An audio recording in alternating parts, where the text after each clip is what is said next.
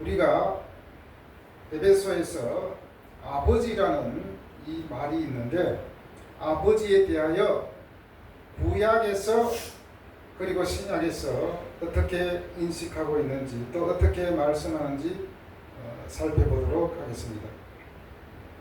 신명기 32장 6절에 보면 이런 말씀이 나옵니다. 그는 내 아버지시요 너를 지으신 이가 아니시냐. 그리고 말라기 2장 10절에서 우리는 한 아버지를 가지지 아니하였느냐, 한 하나님께서 지으신 바가 아니냐. 이와 같이 너를 지으신, 또 하나님께서 지으신, 바로 구약에서는 하나님은 우리를 지으신 창조주 아버지로 나타나고 있습니다. 그리고 특별히 개인적인 아버지보다 이스라엘의 아버지로서 자기 백성들을 다스리시고 보호하는 이스라엘 전체의 아버지로 이렇게 나와 있죠.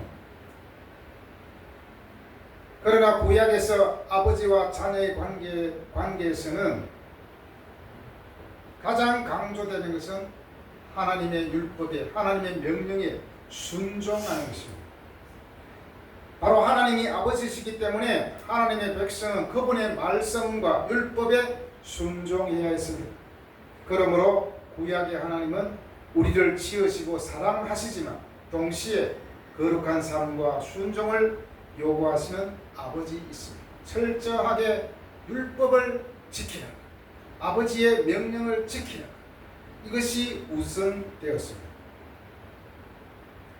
사실 구약시대 유대인들은 편지를 쓸 때마다 하나님이라는, 여호와라는 그 이름을 함부로 쓰지 못했습니다. 왜냐? 두려워였어요. 두려워서 그랬습니다. 바로 구약에서 아버지는 두려움의 아버지로 많은 사람들이 인식했던 것입니다. 그런데 바울은 담대하겠습니다. 하나님 우리 아버지도 아니고 우리 아빠. 그래서 우리는 어떻게 말합니까? 아바 아버지라 그러잖아요. 아빠 아버지. 그만큼 아빠라고 부르는 것은 친밀감을 나타냅니다. 굉장히 가깝고 친밀감. 이것이 신약에서 구체적으로 아버지에 대한 인식이 바뀌게 된 그 중심에는 바로 예수님이 계십니다. 예수님께서는 하나님을 특별히 아버지라고 부르셨습니다. 그리고 예수님은 하나님 아버지와 자신이 매우 특별하고 독특한 관계에 있음을 말씀하셨습니다. 요한복음 14장 9절에서 예수님께서는 뭐라고 말씀하셨습니까? 나를 본 자는 아버지를 보았거늘, 나를 본 자는 아버지를 보았거늘. 이 말씀은 굉장히 중요합니다. 우리가 하나님 아버지가 어떤 분인지 알고 싶다면 바로 예수님을 보아야 됩니다. 예수님께서 보여주신 아버지는 어떤 분이십니까? 사랑하시는 아버지, 용서해 주시는 아버지, 돌보시는 아버지. 그러나 동시에 거룩함을 요구하시고 자녀를 바르게 세우시는 아버지입니다. 구약에서는 그들의 아버지였다면 신약에서는 우리 아버지가 되셨습니다. 우리는 좀 더 축소되잖아요. 가족 단위. 이스라엘의 하나님이라 그러면 큰 한 나라의 아버지로 그렇게 인식되지만 우리 아버지 그러면 조금 규모가 작아지잖아요. 구약의 하나님은 이스라엘 민족의 아버지였습니다. 그러나 바울이 에베소 교인들에게, 이방인들에게 편지하여 우리 아버지라고 부릅니다. 너와 나의 아버지. 예수님 안에서 유대인과 이방인이 구분이 사라지고 우리 모두가 한 가족이 되었기 때문입니다. 국가적인 차원이 아니라 하나의 가정적 차원이 되었습니다. 그렇다고 하나님이 축소되는 건 아닙니다. 하나님의 본질은 전혀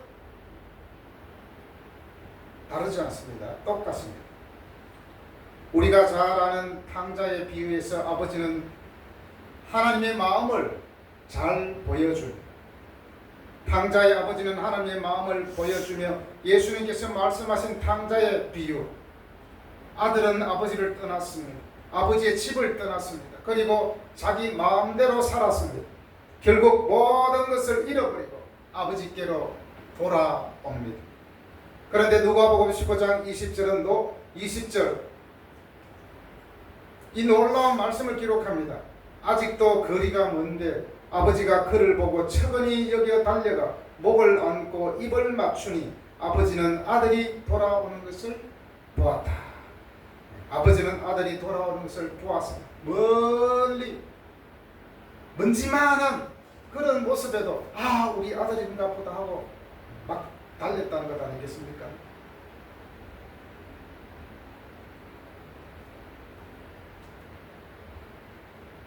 왜 그랬습니까?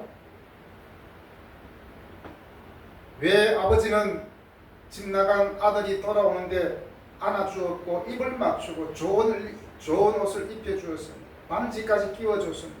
잔치도 베풀어 주었습니다. 왜 이렇게 했습니까? 바로 아버지이기 때문에 그렇습니다. 아들이 잘못하지 않았기 때문이 아닙니다. 아들은 분명히 잘못했습니다. 그러나 아버지는 아들이 돌아왔기 때문에 기뻐했습니다. 부모의 입장에서는 다 마찬가지잖아요. 아들이 어떤 잘못을 했다 할지라도 내 품에 돌아온 그 자체가 부모에게는 기쁨이 아니겠습니까? 이것이 바로 아버지 하나님의 마음입니다. 하나님은 죄를 가볍게 여기시는 분이 아닙니다. 그러나 죄인이 회개하고 돌아오는 것을 기뻐하시는 분이 우리 하나님 아버지 되십니다. 바로 이런 아버지께서 우리에게 예수님을 통하여 은혜와 평강을 주셨다고 성경은 말씀하고 있습니다. 아버지 되신 하나님과 아들 되신 예수님, 바로 이 관계 안에 들어온 사람에게는 은혜와 평강이 옵니다. 왜냐? 은혜는 하나님으로부터 오기 때문에 그 은혜를 통하여서 평강이 임하기 때문입니다. 바로 이것이 특별 은혜입니다. 특별 은혜는 무엇입니까? 그 반면에 일반 은혜는 모든 사람들에게 주어지는 은혜. 모든 사람에게 어떤 게 주어집니까? 햇빛이라든지 공기라든지 여러 가지 모든 사람들이 예수 믿든지 안 믿든지 누릴 수 있는 것, 이런 것들을 일반 은혜라고 합니다. 그런데 성경에서 말씀하는 이 은혜는 바로 특별 은혜, 바로 구원의 은혜라는 거죠. 구약 성경에서 출애굽 사건을 통해서 후손들에게 우리는 누구인가요? 라고 물을 때 우리는 하나님이 애굽의 종살이에서 은혜로 건져준 하나님의 특별한 백성이란다. 하나님의 은혜는 그들의 민족적 정체성의 토대이고 그들은 은혜로 말미암아 형성되고 은혜로 말미암아 유지되는 백성이었습니다. 우리도 마찬가지입니다. 하나님의 은혜가 우리는 하나님의 자녀이며 하나님의 백성 되게 하셨습니다. 디도서 2장 11절에 보니까 모든 사람에게 구원을 주시는 하나님의 은혜가 나타났다라고 선언합니다. 바로 예수님의 성육신을 말씀하는 거죠.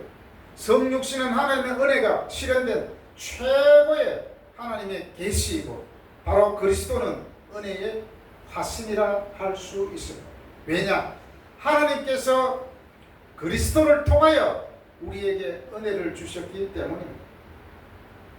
로마서 1장 1절 5절에서 바울은 그리스도의 삶과 죽음과 부활의 역사 속에서 하나님이 이루어 가기로 작정한 계획의 절정이자 완성이라고 선언했습니다. 바울 자신도 바로 그것을 통해 은혜를 받았다라고 말합니다. 그리고 나중에는 우리가 오직 그리스도로 말미암아 하나님의 은혜를 받게 되었다라고 말합니다. 은혜가 무엇입니까? 어떤 사람들은 이런 사람들이 있죠. 오늘 날씨가 좋으면 은혜로운 날이다. 또 교회 가서 찬송가가 너무 좋으면 은혜 받았다. 또 설교를 듣고 감동이 되면 은혜 받았다.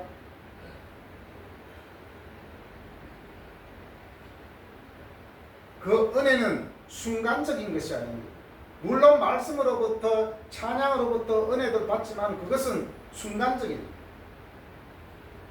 성경에서 말하는 은혜는 그냥 교회에 와서 기분이 좋고 예배드리고 하니까 은혜 되는 것이 아니라 바로 구원의 은혜라는 것입니다.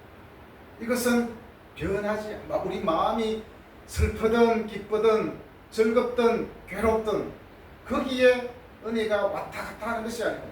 내가 어려움을 당한다 할지라도 하나님의 은혜는 그 어려움도 기쁨으로 이겨낼 수 있게 하는 것이 바로 은혜입니다.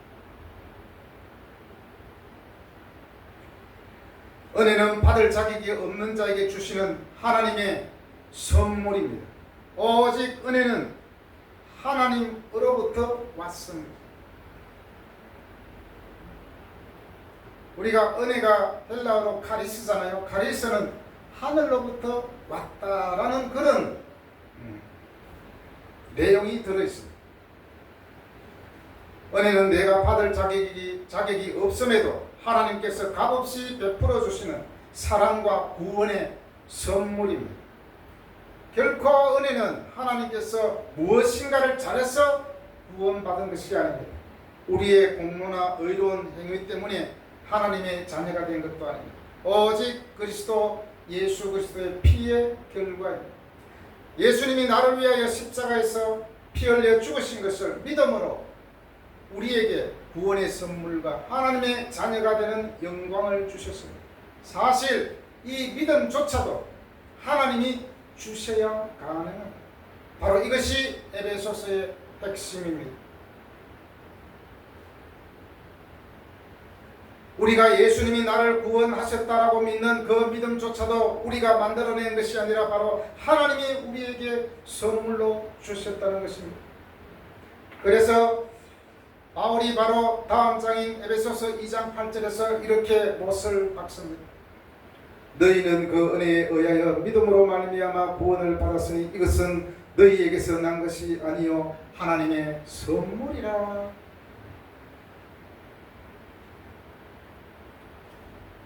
믿음으로 말미암아 구원을 받았는데 그 믿음조차도 너희에게서 난 것이 아니요 하나님의 선물이라고 말씀합니다.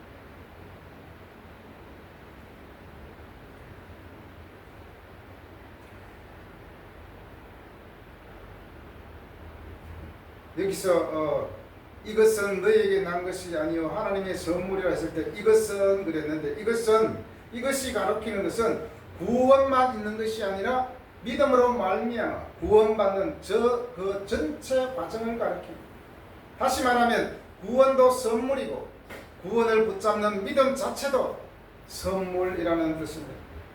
그러므로 은혜의 출발점은 내가 무엇을 했는가가 아니라 하나님께서 무엇을 하셨는가에 있다는 것입니다.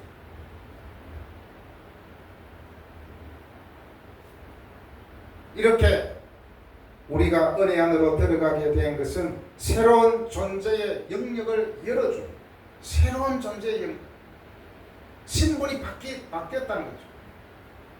우리는 그분을 통하여 믿음으로 이 은혜에 나가게 되었고 이 은혜 안에 굳게 서 있습니다 라고 로마서 5장 2절에서 말씀합니다. 우리가 믿음으로 서 있는 이 은혜에 들어감을 얻었으며 하나님의 영광을 바라고 즐거워하느니라.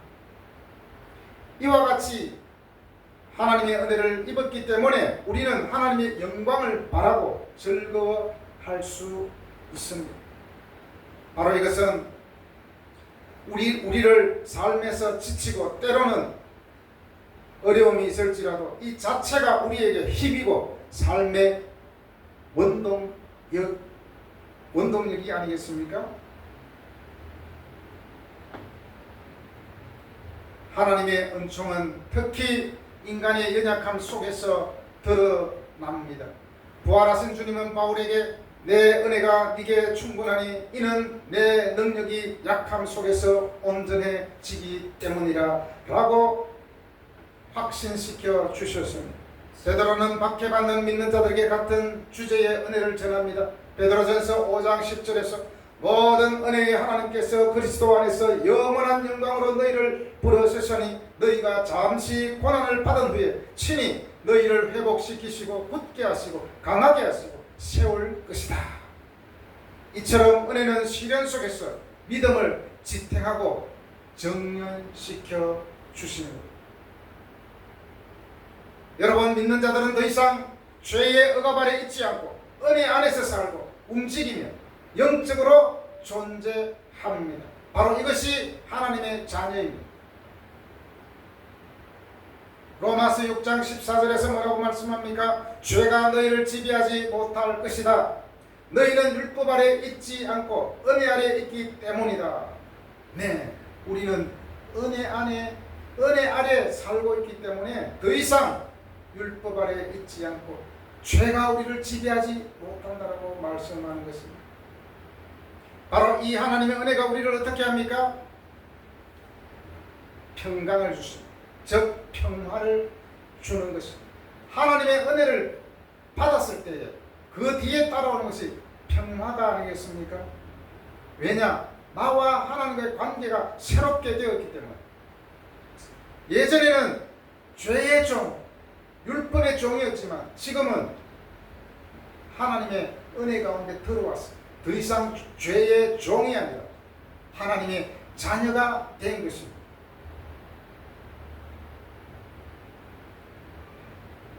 은혜의 가장 큰 기능은 하나님의 은혜는 죄인을 하나님께로 돌아오게 한다는 것입니다. 하나님은 죄인을 버려두지 않고 하나님과의 관계로 회복시키는 것입니다. 아버지와의 관계가 회복되었기 때문에 그 마음에 평화가 깃들게 되는 것입니다.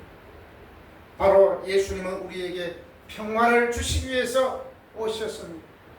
우리가 잘 아는 에베소서 2장 14절 말씀, 그는 우리의 화평이시니라 둘로 하나를 만드사 원수된 것 곧 중간에 막힌 담을 자기 육체로 허시고 하나님과 원수되었던 죄의 담으로 막혀있는 것을 허무셔서 평화의 관계가 되게 하셨습니다. 바로 예수님께서는 외부의 혼란에 흔들리지 않는 내면의 평온을 물려주셨습니다. 요한복음 14장 27절에서 말씀합니다. 평안을 너에게 끼치노니 곧 나의 평안을 너에게 주노라. 내가 너에게 주는 것은 세상이 주는 것과 같이 아니하니라. 너희는 마음에 근심하지도 말고 두려워하지도 말라 라고 말씀하셨습니다. 성령께서는 바로 이 진리를 적용하여 빌립보서 4장 7절에서 말씀합니다. 그리하면 모든 지각에 뛰어난 하나님의 평강이 그리스도 예수 안에서 너희 마음과 생각을 지키시리라. 우리의 모든 우울한 마음, 우리의 모든 근심된 마음, 그런 것들 다 지켜주신다는 것입니다. 세상 죄의 유혹에 넘어가 허적거리지 못하도록 우리의 생각을, 우리의 마음을 지켜주십니다. 우리 안에 하나님의 은혜가 있기 때문에, 우리는 은혜 안에 살아가기 때문에 하나님께서 우리의 마음과 우리의 생각을 지키시고 우리 마음에 그 평화가 우리의 모든 것을 지켜주실 줄로 믿습니다. 그래서 디모데전서 2장 22절에서 뭐라고 우리에게 말씀하나요? 의와 믿음과 사랑과 화평을 따르라. 따르라는 것은 추구하라는 것입니다. 바로 이것을 위해서 우리는 또한 부르심을 받았습니다. 그래서 복음성가 중에 또 있잖아요. 평화의 도구라는, 평화의 도구가 되게 하소서. 바로 교회 생활은 평화로 특징 지어져야 합니다. 그리스도의 평화가 우리의 마음을 다스리게 하라 라고 성경은 말씀하고 있습니다. 골로새서 3장 15절에서 말씀합니다. 너희는 평강을 위하여 한 몸의 지체로 부르심을 받았나니 라고 했습니다. 바로 이것이 평화입니다. 평강을 위하여 한 몸의 지체로 부르심을 받았다라는 것입니다. 교회는 교회는 한 몸이라 했습니다. 그 한 몸이기 때문에 그 한 몸이 평강을 위하여 부르심을 받았다. 사도행전 9장 31절에 보면 이런 말씀이 나옵니다. 그리하여 온 유대와 갈릴리와 사마리아 교회가 평안하여 든든히 서가고 주를 경외함과 성령의 위로로 진행하여 수가 더 많아지니라. 생각해보면 바로 교회가 평안하여 든든히 서가, 결국에는 교회는 평화로워요. 교회는 평화입니다.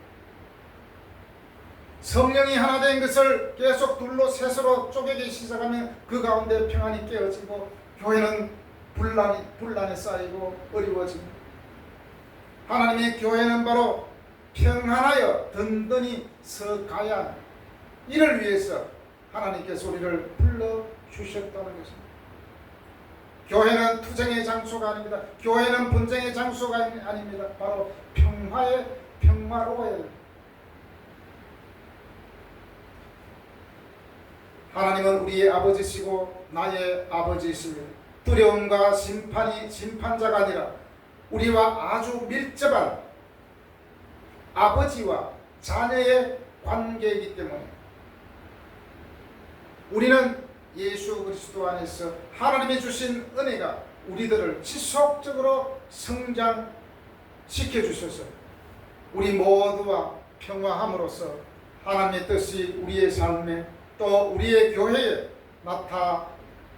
나타나시기를 예수님의 이름으로 축복합니다.